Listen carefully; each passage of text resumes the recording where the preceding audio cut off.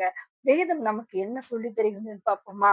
ரோமர் 1 அதிகாரம் 28 ரோமர் 1:28. தேவனை அறியும் அறிவை பற்றி கொண்டிருக்க அவர்களுக்கு மனது இல்லாதிருந்தபடியால் தகாதவைகளை செய்யும்படி தேவன் அவர்களை கேடான சிந்தைக்கு ஒப்பு கொடுத்தார்.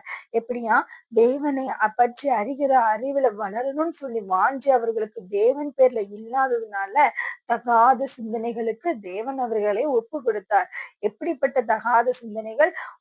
ரோமர் 1 அதிகாரம் 29 அவர்கள் சகலவித அநியாயத்தினாலும் வேசித்தனத்தினாலும் துரோகத்தினாலும் பொருளாசையினாலும் குரோதத்தினாலும் நிறையப்பட்டு பொறாமையினாலும் கொலையினாலும் வாக்குவாதத்தினாலும் வஞ்சகத்தினாலும் வன்மத்தினாலும் நிறைந்தவர்களுமாய் புறம் கூறுகிறவர்களுமாய் அவதூறு பண்ணுகிறவர்களுமாய் தேவ பகைஞருமாய் துரோகிருதங்கள் பண்ணுகிறவர்களுமாய் அகந்தை உள்ளவர்களுமாய் வீம்புக்காரருமாய் பொல்லாதவர்களை யோசித்து பிணைக்கிறவர்களுமாய் இருக்கிறார்களாம். உணர்வில்லாதவர்களுமாய் பெற்றாருக்கு கீழ்ப்படியாதவர்களுமாய் உடன்படிக்கையை மீறுகிறவர்களுமாய் இருக்கிறார்கள்.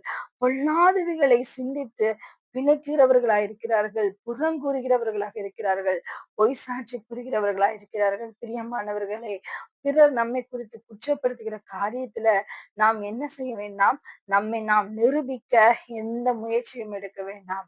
கர்த்தரிடத்துல ஒப்பு கொடுத்துட்டு அமைதலாக இருக்க வேண்டியதாம். இது சாத்தியமா? இது நம்மளால முடியுமா? இப்படியாக தேவன் நமக்கு ஒரு முன்மாதிரியை வைத்துவிட்டு சென்றிருக்கிறார். மத்தேயு 27 அதிகாரம் 12 பிரதான ஆசாரியரும் மூப்பரும் அவர் மேல் குற்றம் சாட்டுகையில் அவர் மாறுதரம் ஒன்றும் சொல்லவில்லை.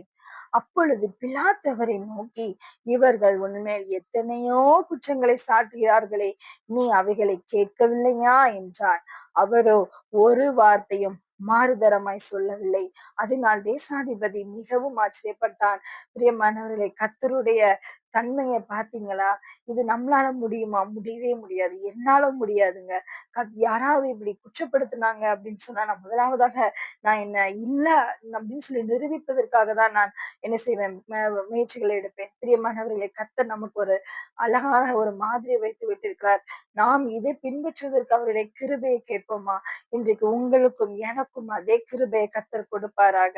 நம்மை குறித்து பலரும் பலவிதமாக பேசிட்டு போட்டுங்க, என்னமும் பேசிட்டு போட்டுங்க. ஆனா ஒவ்வொருத்தருடைய குற்றச்சாட்டுகளுக்கும் ஒவ்வொருத்தருடைய அவர்களுடைய கருத்துகளுக்கும் நாம் தனிப்பட்ட முறையில போய் இதை நான் அப்படி பண்ணல, இதை நான் இப்படி செய்யல, இதனாலதான் நான் இப்படி செஞ்சேன், அதனாலதான் நான் இப்படி சொன்னேன் அப்படின்னு சொல்லி யாருக்கும் அந்த ரகசியங்களை